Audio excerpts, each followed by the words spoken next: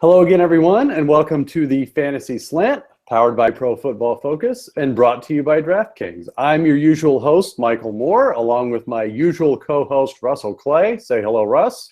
Aloha. And Russ, we're carrying the load around here at the PFF Fantasy Slant. We keep on trucking. We don't know an end to this madness, so let's just keep on going. Russ, are you okay with that?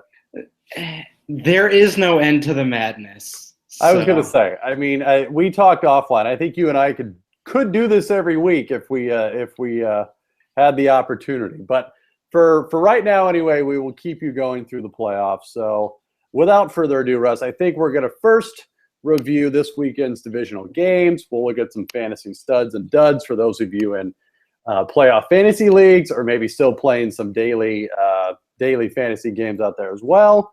And then we're going to dive into the recent coaching changes around the NFL and look at who might be most affected on those teams from a fantasy perspective, of course. And then we will round out with our DraftKings value plays, Russ. Yes, you can still win a lot of money this weekend on DraftKings playing daily fantasy sports. We'll just edit that out. All right. So without further ado, Russ, let's just jump right in. We will go in the order of the divisional round. First up, we have the Chiefs and the Patriots. Patriots come away with a 7-point win. Really not as close, I think, as the score would probably indicate, 27-20. Let's go with who your fantasy stud is first, Russ. Rob Gronkowski not only is the stud of the week, but he was actually kind of under-owned. In these 4-game or 2-game slates, depending on what you played, you kind of expected everyone to sort of be in on him. But I think the Kelsey sort of 20 – I'm talking about DraftKings, of course. The $2,400 price difference shifted the ownership to Kelsey more. And obviously Kelsey's usage the week before. But, yeah. In the GPP I played, Gronk was only 47% owned, which if you didn't own him, you pretty much didn't win. So that was from the whole matchup there, that Gronk was the big winner there. Yeah, and I can't really argue with that. I mean, he was the best tight end on the field, I think, of all the divisional games. I mean, I think you can make a case for maybe Greg Olsen, but again, not quite Gronkonian numbers. I will go a little bit of a departure, Russ. I'm going to say Julian Edelman. 10 catches for 100 yards. Yes. It's kind of funny. I was hearing on local radio here that, it's very possible maybe the Patriots were sort of doing the Popovich, where they were just holding on to their guys towards the regular season and just getting them healthy for the playoffs so they could cut them loose. And I'm not gonna propose that that's what happened, but Julian Edelman looked well rested, Russ, and he looked pretty good. Like I said, 10 catches for 100 yards. Same old Edelman, man. I mean, if he was in your DraftKings lineups, he paid off for you too. If you use the words well rested, they were in caps and bolded because he was definitely 100%. And that last deflected catch, if you watch that game, Edelman's last catch to bring him over 100 yards and get that 100-yard bonus was deflected off a Chiefs defender and fell right into his hands. So, which, as a side note, why the Patriots are throwing in that scenario, I don't really know. Awful. But I'm not questioning Belichick. God knows I'm not. So. And that bumped Brady over 300 yards to get his 300-yard bonus, which it shifted so many scores. It's unbelievable. It was everyone's favorite play. That's for sure. All right, so your fantasy duds, Russ, from Chiefs Patriots. Who do you got? So James White, 2 for 39 in the receiving game and only 1 carry. They only ran the ball 14 times and 6 of them were with Tom Brady. So you're not really – it was just a weird – they played it like the Patriots would, which is just unconventional and not what you would expect. So James White wasn't in the game plan this week, and that didn't work out for your fantasy lineups. Yeah, I could throw a couple out there. I mean, not that this player, had a decent track record, but Steven Jackson, I think we're all fans of him, and we want to see him do well. Look, he doesn't have to do well for them to win, thank God. So I think that's probably what's going to end up happening. 6 carries for 16 yards. 1 catch for 2 yards. I would also, and you had mentioned this player earlier, but I would also throw out there Travis Kelce. 6 catches for a measly, Russ, 23 yards. That's bad. That's bad. Yeah, no, it's really bad. When you're averaging 3.8 yards of reception, and your name's not Jarvis Landry, something is wrong. So, and he was 60% owned. So it's like he crushed lineups, and that's just sort of a side note. I don't get, I understand people wanting Travis Kelce to do well. Obviously, he's got the physical talent to do so. But that offense, at least his usage in it, is so unpredictable. I can't rely on him in any format. I mean, look, if you were doing best ball, okay, but if you're relying on him in a dynasty league or a redraft league, I don't know how you can do that. And really, the big part of this matchup was that Jeremy Maclin was not healthy. He tried to go. He had 2 catches for 23 yards, but you could tell from the very beginning that he just wasn't ready to go. And without him, plus Charles, the Chiefs really just didn't have a chance to score points, Yeah, I mean, look, they've been doing it all year without Charles, or most of the year. Right. Obviously, riding that win streak into the game. But, if you're playing the Patriots at Foxborough, you need every weapon you can get. And unfortunately, a team devoid of Jeremy Maclin for the most part, and Jamal Charles probably didn't have much of a chance there. But nonetheless, the Patriots move on, Russ. The other game on Saturday, the Wild West, the Packers at the Cardinals. I don't think we need to mention the Hail Mary to tie the game at the end of regulation, which was amazing in it itself. But who is your fantasy dud this week? Or fantasy stud this week, I should say. Fantasy stud is Larry Fitzgerald. He was priced second for receivers. And I think everyone was on him just because of his playoff prowess in the past and just because of the matchup and everything. But, 8 catches for 176 yards and a touchdown. It didn't come early. He gave you a sweat. He kind of made you wait it out and trust him. But as you watched that game and as it went on, he's just in, as people were saying on Twitter during the game, 2008 Larry Fitzgerald mode, where he was unbelievable the whole time. So, yeah, and look, he's another guy that I think a lot of fantasy and just NFL fans alike hope would be very happy for him if they went far. So I think he's going to do everything he can, including dominate that game on Saturday. Yeah. I would also throw out there, Russ, because there was a lot of offense in this game, so there's plenty of nominees, but I'm going to go with Mr. Jeff Janis, 7 catches, 145 yards, 2 touchdowns, including the Hail Mary at the end. You probably, I'm not sure what the exact price was, but you probably could have had him for a very good price on Saturday. And he wasn't that much of a surprise, only because, you had Devontae Adams, who was inactive. Obviously, Randall Cobb has not only been ineffective, but got hurt early, which sort of paved the way for Janis the rest of the game. So he was a guy I think you could have made strides on. And then going back to Arizona, I mean, look, pick any player. Carson Palmer, 349 for 3 touchdowns. David Johnson, even though 35 yards in the rushing game, added 6 catches for 43 yards. Even Michael Floyd, the forgotten one, with 2 touchdowns. So it was quite the offensive delight for this game, Russ. And especially for a playoff slate, like if you played these guys, that's a huge bump. In terms of the Packers receiving situation, if you played Randall Cobb, it's not your fault.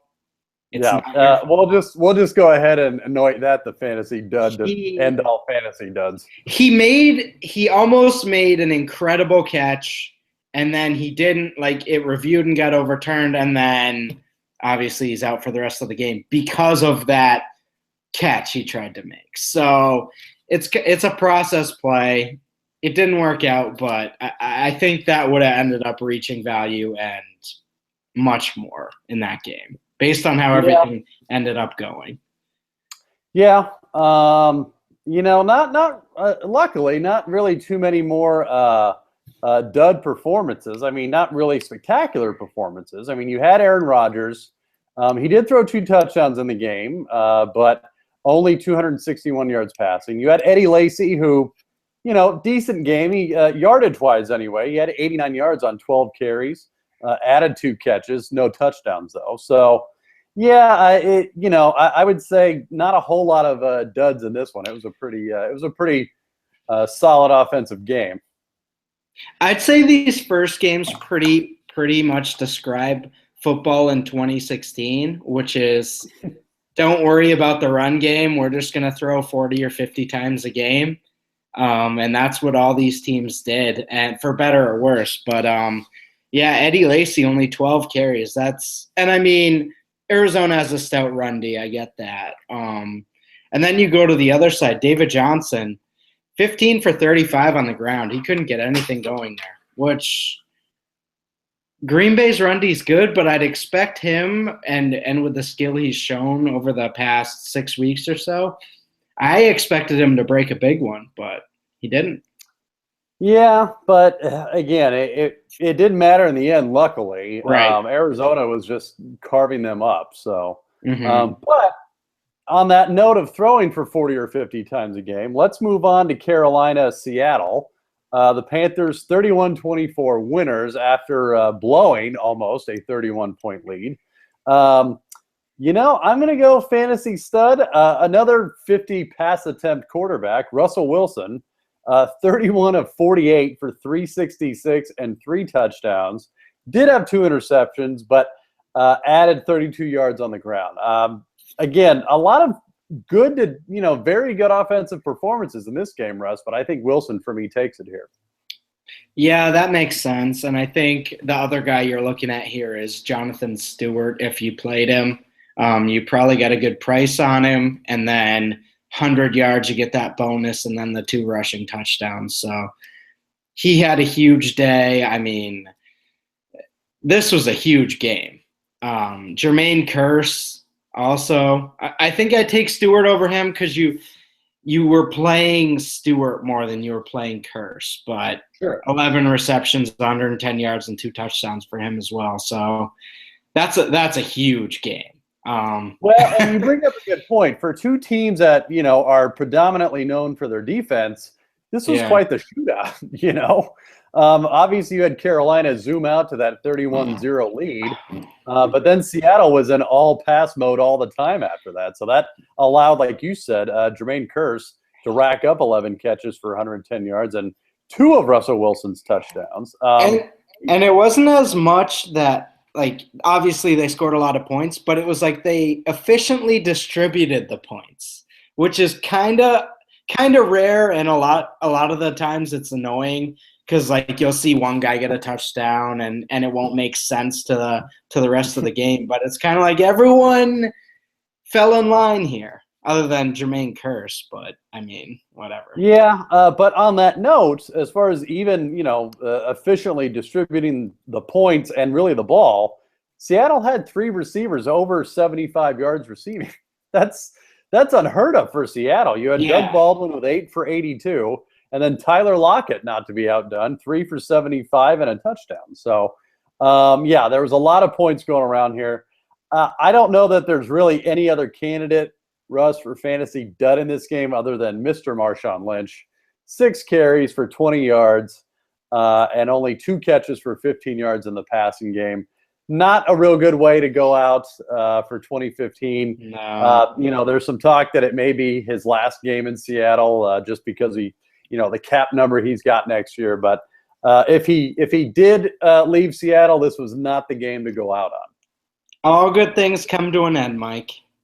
And Marshawn Lynch in Seattle looks like it's over. But what are you going to do? I mean, he's had a great career there. He kind of turned everything around. But, yeah, this isn't a good way to go out. They just got down so much so early they kind of had to pass. It wasn't really an option to sort of run the ball.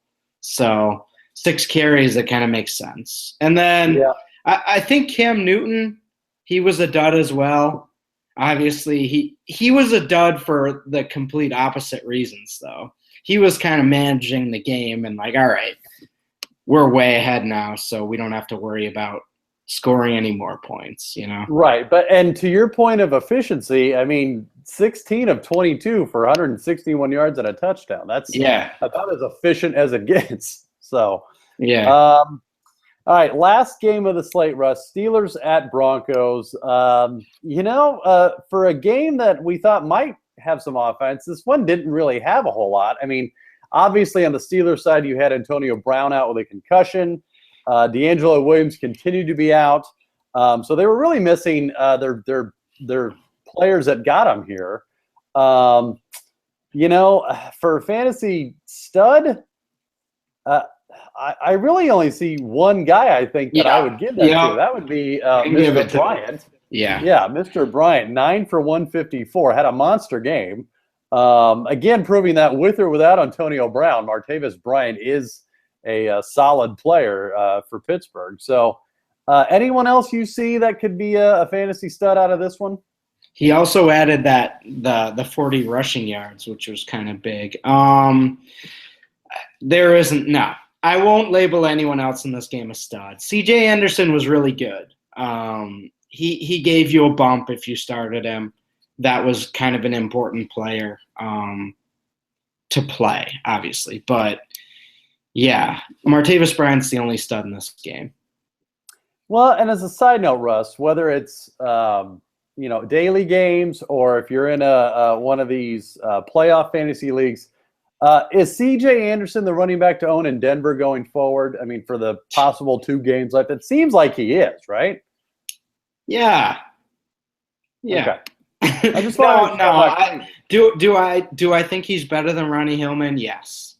But it seems like they like splitting the carries and they kind of like what they have with that combination. So, even though Hillman had a bad game, I don't know that they're going to phase him out, you know? Yeah, and like you said, they were literally even as far as rushes go. C.J. Anderson, 15, Ronnie Hillman, 16, but Hillman a lot less effective with only 38 yards, whereas Anderson had the 72 yards and a touchdown. So, I think at least for these last 2 games or last possible 2 games, C.J. is probably the running back to own there in Denver. So, all right, Russ, we will cover the DraftKings value plays a little later and cover the conference championship. But speaking of DraftKings, before we move on to the coaching changes, there's still millions being won each week. Every play in every game could take you closer to a life-changing payday, including this weekend in conference championship weekend. Hurry over to DraftKings.com now and use promo code PFF to play for free with your first deposit in this Sunday's $1 million fantasy football contest. First place this weekend takes home $100,000. Enter PFF for a free entry now at DraftKings.com. Russ, you and I will most likely be playing this weekend on the DraftKings, but we will cover our value plays a little later. Before that, let's look ahead slightly to next season. All the coaching changes have now been, or coaching vacancies, I should say, have now been filled. We're going to go through them one by one and see who might be the most affected player from a fantasy perspective for each one. So, as we are wont to do, Russ, on this show, we are going to look at the valleys first before we get to the peaks. And you and I both agree, perhaps the lowest valley of them all, the Tennessee Titans, for some reason, hire Mike Mularkey to take over as head coach. This is his 3rd stint after a failed attempt in Jacksonville and Atlanta. Like, what are we doing here, Russ? Oh, what are we even doing here? I'm sorry. He was head coach in He was head coach in Buffalo for 2 years. He was the offensive coordinator in Atlanta before moving on to Jacksonville. Let's see. Just for those that may have forgot, Mike Mularkey's coaching record. First in Buffalo, he was 9-7 his first season, but sadly led them to a 5-11 season the next. Got another chance with Jacksonville, but unfortunately had a 2-14 record there before being fired again. And now he takes over a Titan team, Russ, which honestly, before these coaching vacancies were filled, I could have believed the Titans one was the most appealing, the most attractive, had the most exciting pieces to work with. You have Marcus Mariota at quarterback. You've got the number 1 overall pick, so you literally can take best player available with no second thought, and they do this. So, like, do you have anything, Russ? Like, I want to give the human version of the emoticon where it's like, Schmeh. But, like, what are we doing here, Russ? What are the Titans thinking? If you know. Do you know? Does anyone know?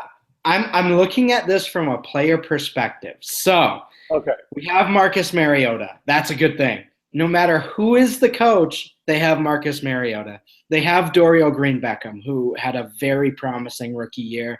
Even though he didn't get targets till later in the year, you kind of saw the potential and the goal line prowess of what he can do with his skills. So I think I'm really high on Mariota as sort of a player, and I was as a prospect. So I think a good quarterback can transcend a bad coach.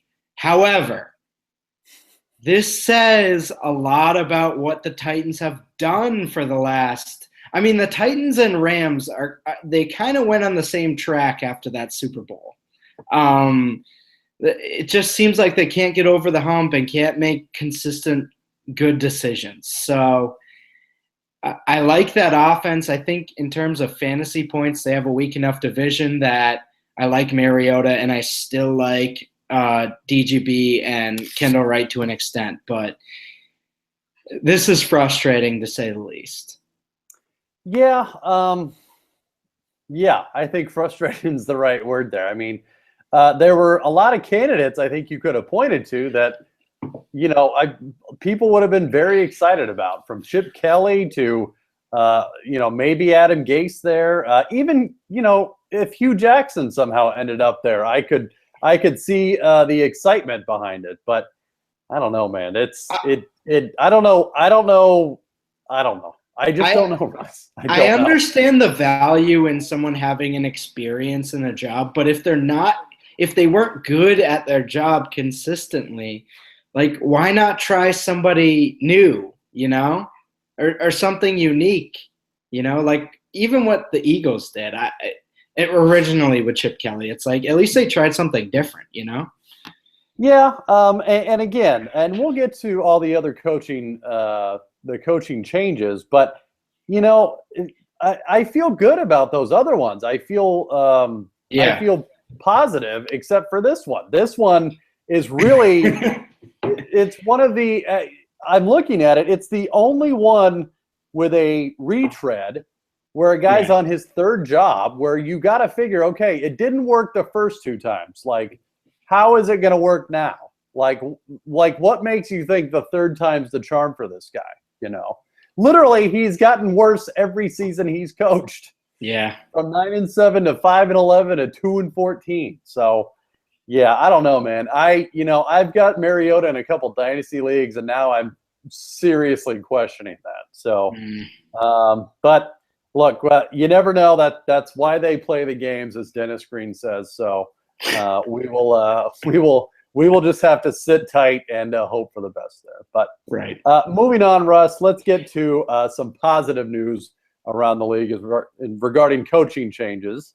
Let's stay in the AFC. The Browns hire Hugh Jackson. I love Hugh Jackson, Russ. He was obviously the offensive coordinator for the Bengals the last couple of years. Did wonders, especially this year with Andy Dalton. AJ Green, Tyler Eifert. And really, he was a coach before in Oakland, but didn't get that much of a shot, No. So I'm excited by this. I think if you're a Browns fan, I think this is hopefully the first step in a trend upwards. Again, he was battling up the hill.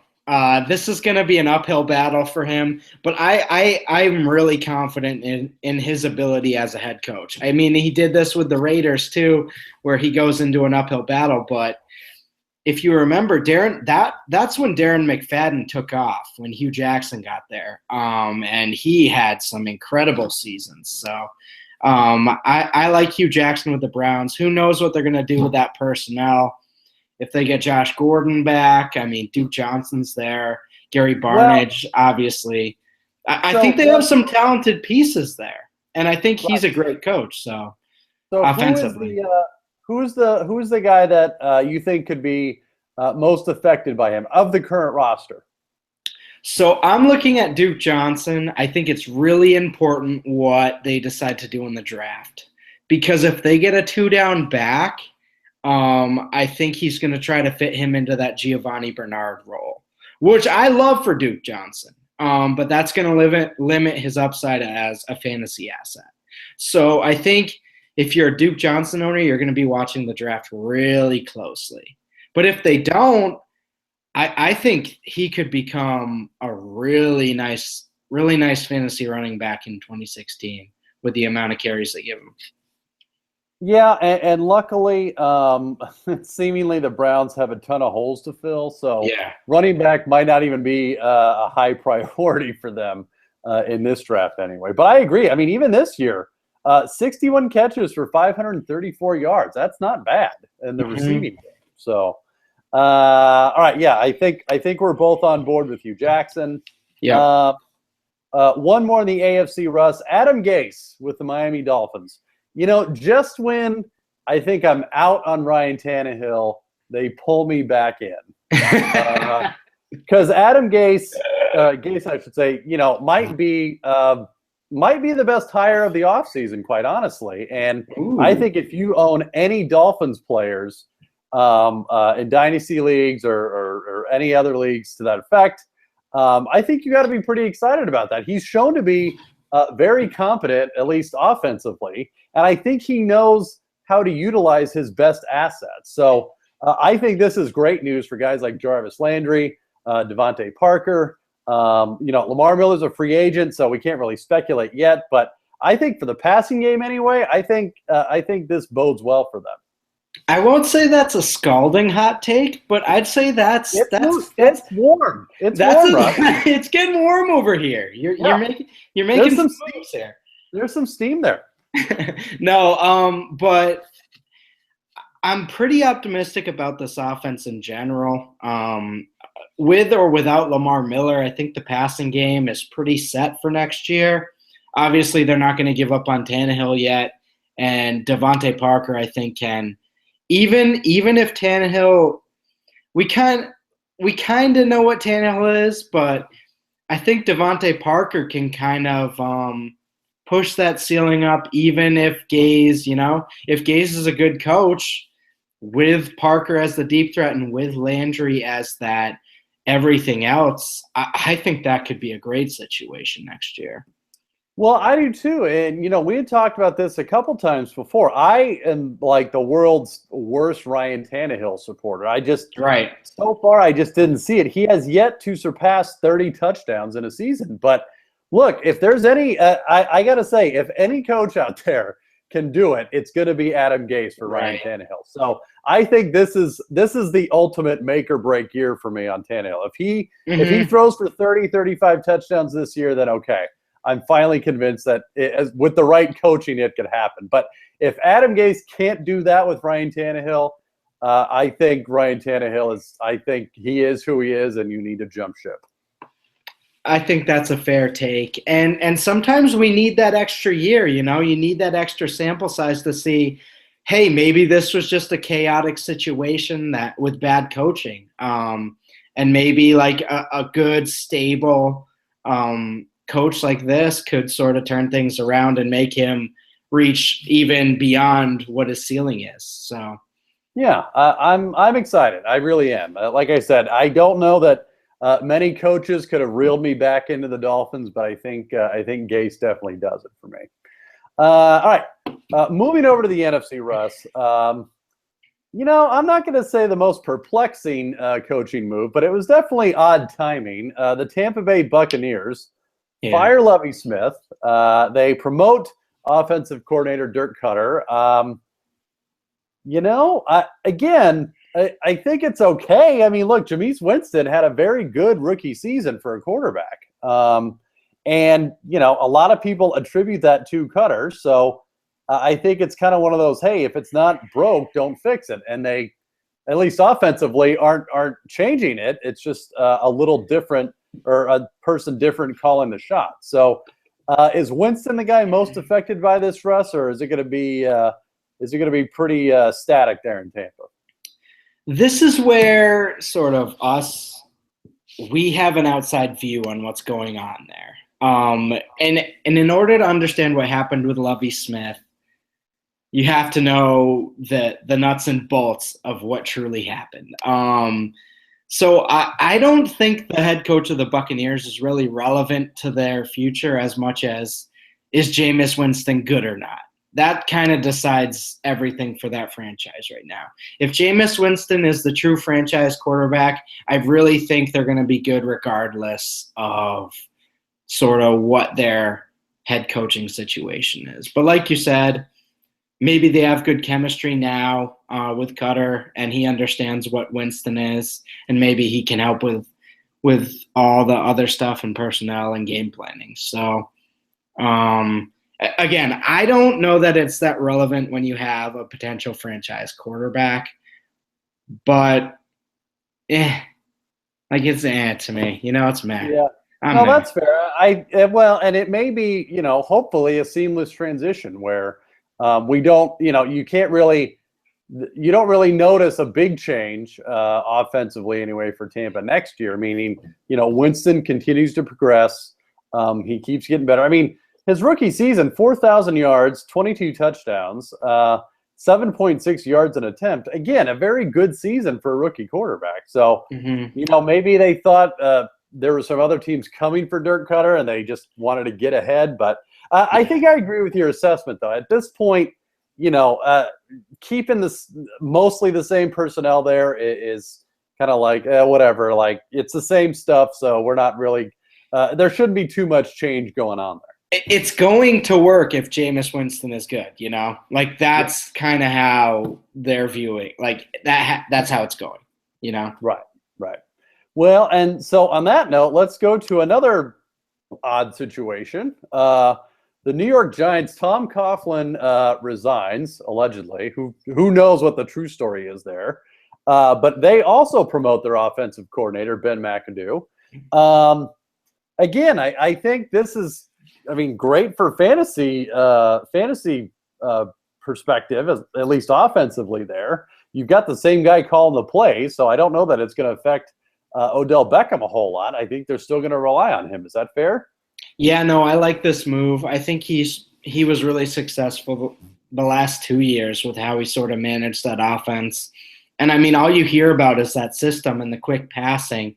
So it's obviously something that's worked. And I think Coughlin was just at the end of the line in terms of age. That's a long grind, during the year. So I don't think there was a falling out or anything. I think it was just like, all right, it's time to move on for everyone. So yeah, I like this move. I think he's got a lot of potential with how he sort of had success with that offense the last 2 years. Yeah, and look, I think personally, I'm probably a little higher on the Giants as a team than most. They lost a couple games this year by very few points. They were in a lot of games, and in that division especially, they very easily could have won it if a couple things went their way. So, I don't know that you or I expect a whole lot of drop off, if any, from Manning, Beckham, anyone on that offense next year. Ruben Randall. Oh God! If we have to endure another year of is Ruben Randall the real deal, my head's going to explode. So, Yeah, just don't do it. Don't do that. Don't do that to yourself, people. Don't. Why would you want to torture yourself like that? But all right, let's stay in the NFC East, Russ. And for what happened to the Eagles, I do like this move personally. They bring in Doug Peterson, former Eagles backup quarterback. Most recently, though, was the Chiefs offensive coordinator.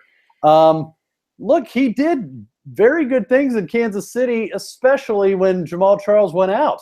I mean, they still won games with a combination of Spencer Ware and Charkandrick West running the ball, and Alex Smith, Mr. Noodle Arm himself, slinging it around. I mean, he found ways to win, or at least ways to score, with that kind of personnel, which I think was very impressive. So who are you looking at, Russ, on the Eagles that could either most benefit from this move or maybe have the most detrimental effect? DeMarco Murray he's just happy Chip Kelly isn't there anymore. We'll have to see how he forms this offense, because I don't know how much that was Andy Reid's system versus Doug Peterson's system. You know what I mean? Sure. But if he was smart, I mean, he has a star running back in his prime in his backfield right now. So I think if they could potentially move to a run-heavy offense, I think that would be a really smart move. That doesn't seem to be the Eagles' regular style, but I think that'd be worth trying for him. I like Jordan Matthews still. I think he's on a nice trajectory in terms of career path. He almost had 1,000 yards this year. I think their players, it's not really relevant. Like, I think they're going to be fine either way. Okay. Nelson Aguilar is the one. It's like, will he develop or won't he? You know? Well, and I'm not going to say it's a bad sign that the coach or the person that picked you in the first round is not there anymore. So you don't have as much a leash as you might have had before, but he's not going to have a lot of time to make an impression. I know that much. So that's a great point. Because how much does that draft capital matter if the coach who drafted you isn't there anymore? Yeah. Right. I mean, look, I'm with you on Jordan Matthews. I think he's proved that he can start, he can play. Same thing with Zach Ertz. Same thing with Ryan Matthews. Those guys showed I think they can be effective. But Aguilar is the guy that had a rough rookie year, man. And he's going to be on a very short leash with Peterson, I think. So, all right. Let's round out, Russ, with my team, the San Francisco 49ers. You know what? I'm not going to lie. I'm pretty excited about this. Dude, this is so much fun. I don't care what anyone says. This is super fun. Don't get me wrong. Was I disappointed that they couldn't work out a trade for Sean Payton? Yes. Was I disappointed that Hugh Jackson, for some reason, chose the Browns over the 49ers? Yes. But I think, personally, of what was left in the situation that it was at the time, I think Chip Kelly was as good a move as you could do.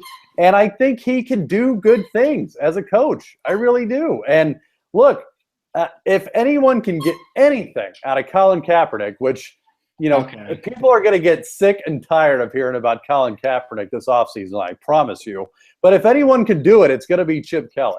When this happened, the first thing I said is, I need someone to write a Colin Kaepernick puff piece, and I am all in. What do you think about the cap situation? Like, what do you think? I'm interested. I don't even know, man. Like, as we've seen in the league this year, it really, for lack of a better word, sucks to not have a good quarterback, or at least a good backup quarterback, right? And Colin Kaepernick showed glimpses of being good in the past. And look, he's on a team-friendly deal, meaning it's not like, hey, the whole ship's going to go down because of his cap number. They're going to have somewhere near $50 million to spend. So I don't know, man. Like, I'm okay if they kept him and try to develop him. Because the other reason is really who else is out there? Mm-hmm. Who's better?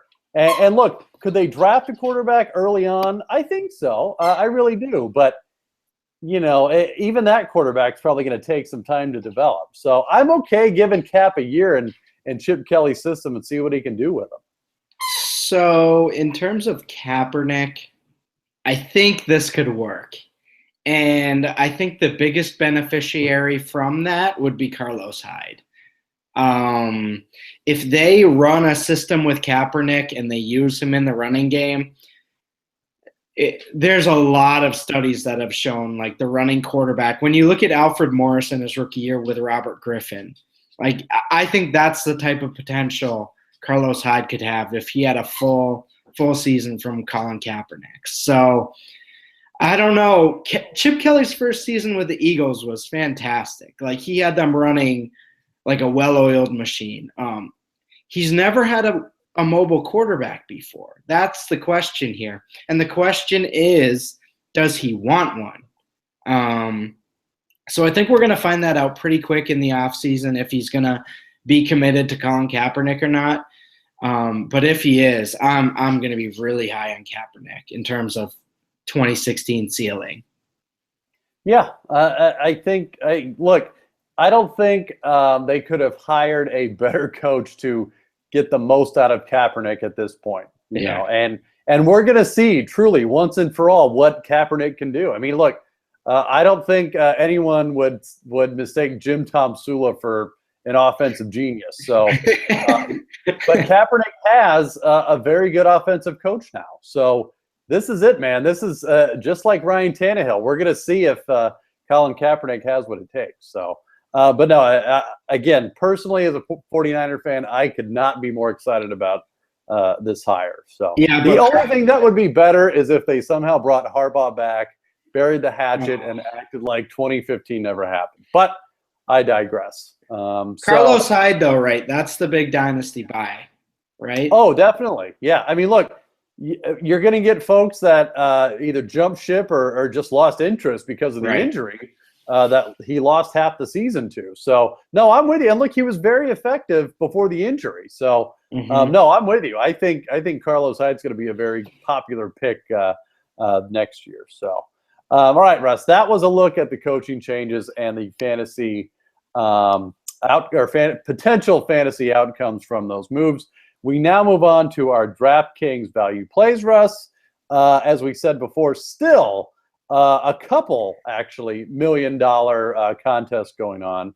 And as you and I usually do, we tend to look for the value plays that are primarily good for tournament plays for those of you that do such things out there. So let's start with quarterback, Russ. Again, only 4 teams, so only 4 quarterbacks. Who are you looking at this week? Anyone but Peyton Manning. Are you sure? Because he's the cheapest one, which inherently makes him the best value. But go on. Last week it was Alex Smith. You just can't play Peyton Manning. You can't do it. No matter what. So he might outscore one or two of these players, but he's not going to be the top quarterback of the weekend. There's just no way. 0% chance. Hot take. Okay. 0%. 0%. 0%. You heard it here first. Yeah, I agree with you. If anyone, I'd probably go Carson Palmer. Again, between Palmer, Newton, and Brady, they're priced similarly. I mean, there's only $600 that separates them. But, if you had to ask me who's going to be the highest scoring one, I might say Carson Palmer, which, again, with them priced so similarly, you got to go for who's going to score the most. So that's what I mean. It's kind of like Brady, Newton, and Palmer are all so similar. I could see all of them being the top scorer, but yeah, Peyton Manning not in that league. I could see him getting benched after the first half. Boy, that would be something. That would add some drama to it. All right, let's go running backs, Russ. Any value plays? For me, when we talked about this before, I'd probably go C.J. Anderson if I'm going value. He's priced at $4,400. You've got David Johnson priced at $65. You got Jonathan Stewart priced at $59. But again, if you're looking to save some money somewhere, C.J. Anderson might be your best option there. Yeah, C.J. Anderson's the best value on the board. Hillman's interesting as well. The Patriots defense, their run defense, hasn't looked that great the past few weeks. So I think that's an interesting spot to sort of attack. You could always do the Steven Jackson for minimum price and pray, but I would what did we just get done saying? It's like you weren't even listening. Okay, don't do it. No, I know. Don't do it. I feel like they pat him on the helmet every time he comes off the field. Like, we got you, Steven. You're going to get your ring, buddy. Good game. Good effort.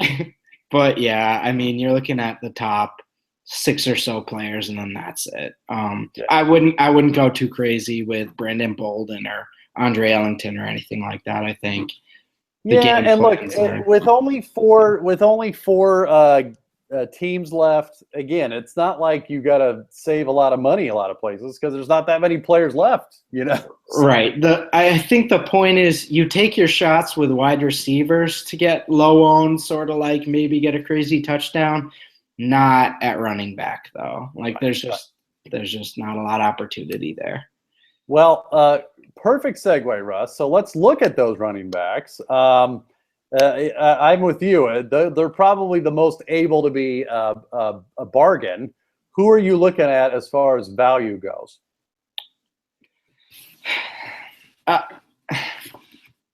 I mean, Ted Ginn, 4,300. Sure. I'm in. Like, you sound enthused. He had that streak with 3 games of 2 touchdowns or more, and he's been a big part of that offense this year, and he's only 4,300. I could see him being like a high-end wide receiver, sort of one for this playoff slate here. Sort of like, and high-end wide receiver 1 in this slate is like wide receiver 3. I could see him having a big game randomly. Right. So that's someone I'm looking at. That's a little cheaper than the top options. Yeah, I can't really fault you for that. I might go with 2 of the what I'll call second-tier Arizona receivers. You got Michael Floyd at 5,300, John Brown at 5,200. Any one of those guys could catch a touchdown. Just like you said, you're looking for guys that can sort of sneak one in there. Other than that, again, if you're going super value, maybe Cody Latimer, is a real under the radar pick. He's super cheap too. So if you wanted to spend everywhere else, he could be a nice option there. I mean, Benny Fowler is 2,300, and he had 2 for 35 last week. So watch, Benny Fowler's going to win somebody $100,000 this weekend. That's my hot take for this week. So, all right, defense. Corey Brown for 2,800. He at least gets catches every week. His name's Philly Brown, Russ. Get it right. All right, tight ends then, and this is something you probably won't see any other week. So your top 2 options: Rob Gronkowski at 7,600, Greg Olsen at 7,100, but then your third option all the way down to Owen Daniels at 2,300. So I guess the question, Russ, is a serious question: do you take any other tight end besides Gronk and Greg Olsen? Not in your tight end spot. No way. Okay. I think you could. Yeah, like, I mean, if you're making, say, 20 or more lineups, maybe you throw in Owen Daniels in there once. But, yeah, you can't fade either one of those players. They're the number 1 target in offenses that are expected to win. So, they're going to have the highest implied totals. I don't think you can fade either one of those players. So I think the move is you put one of them in your tight end spot and one of them in your flex spot. I mean, I don't know. I don't know how you can fade either of them. Well, and actually, Russ, that's not a bad strategy because those 2 are more likely to get receptions and or touchdowns than a lot of receivers will. Right. And again, if you're saving money, say the running back position with C.J. Anderson, or you're going for a super cheap play at receiver, you can afford to do something like that. So, yeah, I'm with you, man. I think that's a great idea. All right, Russ. And since this position could be extremely important, at least in tournament plays, which defense would you pick this weekend? They're all priced similarly. Only $500 separates them. But who are you going after to score the most points as far as DraftKings points goes. As I mentioned, I think the only quarterback you can't play is Peyton Manning, so I'm looking at the Patriots defense. I think the chalk is going to be the Panthers defense. I think a lot of people are going to be playing them, but I just don't see how Denver's going to move the ball. And I think all of them are viable plays because I could see both of these games being blowouts in either direction. I could see Carolina getting caught off guard. I could see Arizona getting caught off guard. The only one I can't really see a blowout in is the Patriots and the Patriots getting blown out by the Broncos. I just can't see that happening. So I'm fine with all three of those defenses, other than the Broncos. Yeah, it's kind of interesting to me that Arizona is the most expensive one because they play a very good offense, obviously. They don't have Tyrann Mathieu. It just, I don't know. It seems odd to me. So I think I'm with you. I might take the Patriots. You know, they're the cheapest one. But like you said, they're without a doubt playing the worst offense of the four teams left. So, all right, Russ, any other advice for our loyal listeners when it comes to their DraftKings plays this weekend?